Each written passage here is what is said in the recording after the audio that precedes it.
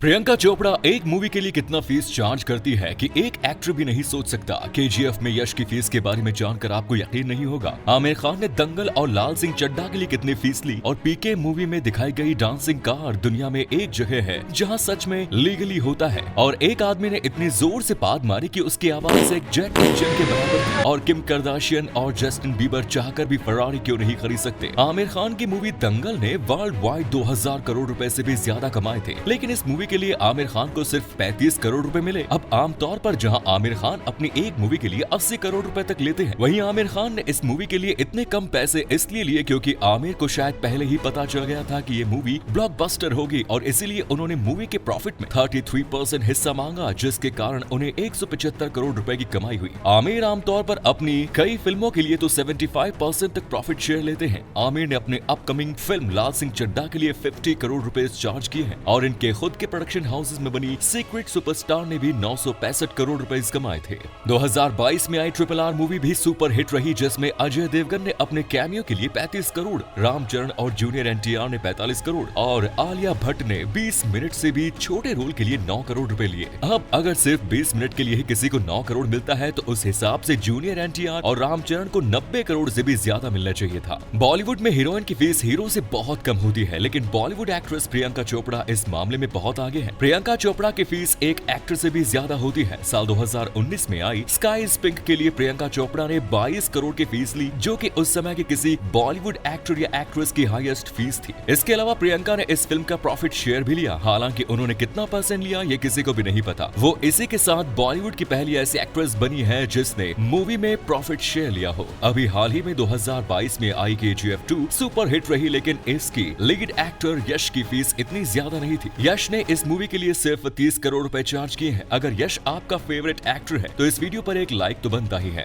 प्रियंका, यश and Aamir की fees के बारे में बात करने के बाद अब आमिर की मूवी पीके की डांसिंग कार वाला सीन तो हम सबको याद ही है और ये सीन भारत में होना बहुत बड़ी बात है, लेकिन नीदरलैंड्स और जर्मनी जैसे देशों में तो खुद सरकार ने लोगों को कार के अंदर शारीरिक संबंध बनाने की परमिशन दे रखी है। इन देशों में कई ऐसी ओपन पार्किंग और जगह होती है जहाँ पर कपल अपनी गाड़ी रोककर संभोग कर सकता है। यहाँ तक कि गवर्नमेंट इन लोगों के लिए पुलिस सुरक्षा भी मुहैया कराती है और इन पार्किंग में मेडिकल सुविधाएं भी होती हैं। अब मूवीज में ऐसे सीन्स तो बॉलीवुड से ज्यादा हॉलीवुड में दिखाया जाता है, तो यही हॉलीवुड स्टार किम कार्दाशियन और जस्टिन बीबर दो बहुत ही फेमस इंटरनेशनल स्टार्स हैं और इनके पास पैसे की भी कोई कमी नहीं, लेकिन इसके बाद भी ये दोनों फरारी नहीं खरीद सकते। अब इनके फरारी खरीदने या ना खरीदने के पीछे इनकी मर्जी नहीं है, बल्कि ये फरारी कंपनी की मर्जी है। फरारी का पहला रूल है कि इसे सिर्फ 40 साल से ऊपर के लोग ही चला सकते हैं और दूसरा रूल ये है कि जो इसे चलाता है उसे अपनी कार को वेल मेंटेन रखना पड़ता है। लेकिन किम कार्दाशियन और जस्टिन बीबर के लिए सबसे बड़ी समस्या ही यही है, उन्होंने हमेशा अपनी कार को बहुत ही रफ तरीके से चलाया है, जिस कारण फरारी इन पर यकीन नहीं करती और करोड़ पैसे होने के बावजूद वो फरारी नहीं खरीद सकते। अब इन दोनों सेलिब्रिटीज में से किम कार्दाशियन के